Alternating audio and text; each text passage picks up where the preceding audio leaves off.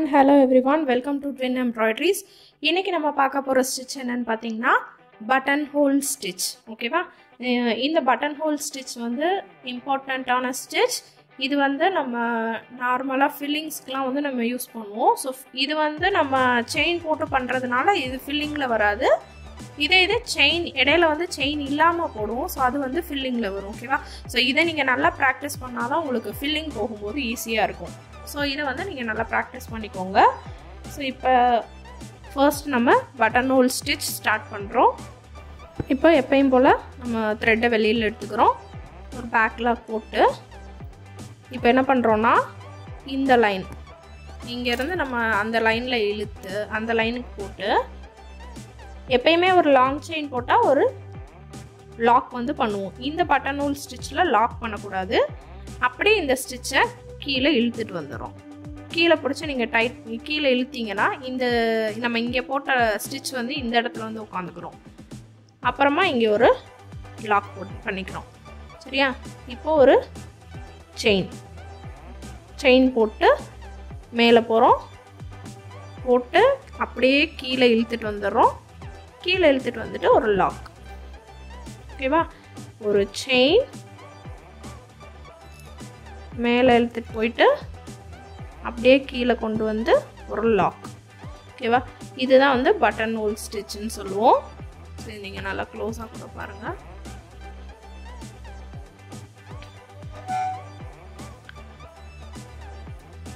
என்ன பண்ணுறோன்னா ஒரு செயின் போட்டிருக்கோம்.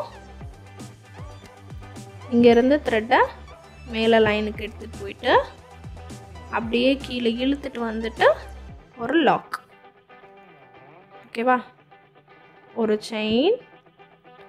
ஸோ இப்போ வந்து இங்கே பிரிஞ்சிருக்கு. எனக்கு த்ரெட்டு நல்லா தெரியுது பார்த்தீங்கன்னா, பிரிஞ்சிருக்கு. பட் இதை என்ன பண்ணுவோம்னா பிரிஞ்சிருந்தாலும் பரவாயில்லன்னு கண்டினியூ பண்ணுவோம். ஸோ அந்த மாதிரி கண்டினியூ பண்ணும்போது என்ன ஆகும்னா த்ரெட்டு ஒரு கட்டத்தில் கட் ஆயிரும்.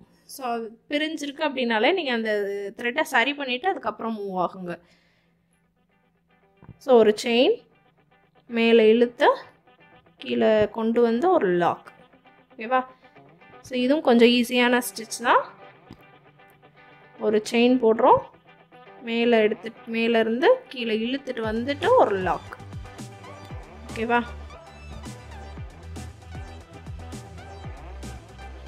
ஸோ இனிமேல் நீங்கள் எல்லா ஸ்டிச்சுக்குமே வந்து இமேஜ் போடணும்னு அவசியம் இல்லை. நான் சொல்கிறேன், எது இம்பார்ட்டண்ட்டான ஸ்டிச்சோ அந்த இதுக்கு மட்டும் நீங்கள் இமேஜ் போட்டால் போதும். ஓகேவா?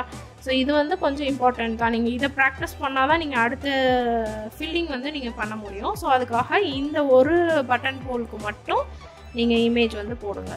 ஓகேவா? அதே மாதிரி நம்ம குத்தி எடுக்கும்போது இந்த இடத்துல ஈவன் சைஸஸில் வந்து இருக்கணும் ஸ்டிச்சு. ஓகேவா? இங்கே ஒன்று கொஞ்சம் தள்ளி செயினை போட்டு ஒன்று அந்த மாதிரி இருக்கக்கூடாது. இது பார்க்கும்போது நமக்கு ஈவனாக இருக்கணும்.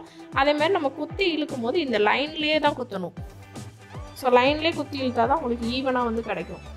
ஒன்று லைனுக்கு மேலே ஒன்று லைனுக்கு கீழே அந்த மாதிரி குத்துனீங்கன்னா ஈவனாக வந்து கிடைக்காது. ஓகேவா? கீழே இழுத்துட்டு வந்துட்டு ஒரு லாக். ஒரு செயின் மேலே போயிட்டு கீழே இழுத்துட்டு வந்துட்டு ஒரு லாக். ஓகேவா?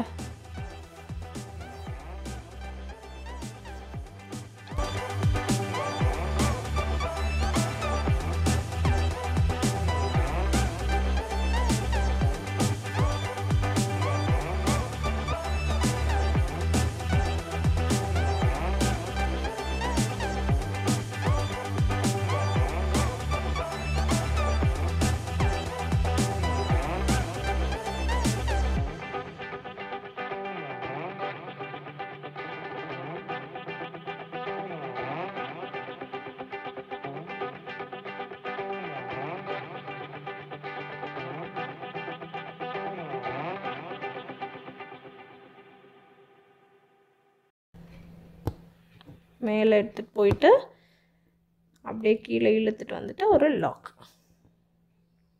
ஒரு செயின் மேலே எடுத்துகிட்டு போயிட்டு கீழே இழுத்துட்டு வந்துட்டு ஒரு லாக்.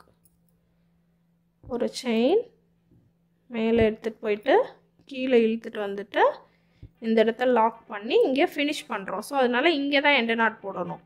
நம்ம சில பேர் என்ன பண்ணுறாங்கன்னா இங்கே செயின் போட்டு அங்கே இழுத்துட்டு அங்கேயே வந்து எண்டு நாட் போடுவாங்க. அப்படி பண்ணக்கூடாது. இந்த இடத்துல ஃபினிஷ் பண்ணுற இடத்துல நம்ம எண்டு நாட் போட்டுக்கிறோம். ஓகேவா?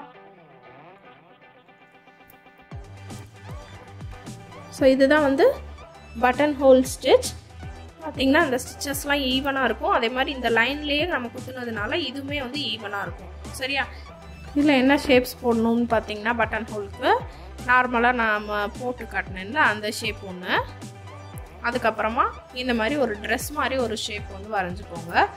இதில் டிவைட் பண்ணிக்கோங்க. நீங்களாவே டிவைட் பண்ணிவிட்டு இந்த இடத்துல ஒரு பட்டன் ஹோல், அதாவது இந்த சைஸ் வந்து நம்ம இதுக்கு ஏற்ற மாதிரி, இப்போ இங்கே கம்மியாக இருக்குன்னா கம்மியாக இழுத்து போடுங்க, இங்கே ஜாஸ்தியாக இருக்குன்னா இங்கே ஜாஸ்தியாக இழுத்து போடுங்க. ஓகேவா?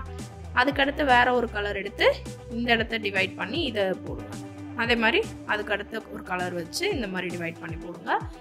அதே மாதிரி இந்த இடத்துல இங்கே நீங்கள் வரும்போது இங்கேருந்து ஸ்டார்ட் பண்ணி இங்கே, ஸோ இந்த சைஸுக்கு ஏற்ற மாதிரி நம்ம ஸ்டிச் வந்து நீங்கள் அட்ஜஸ்ட் பண்ணிக்கோங்க.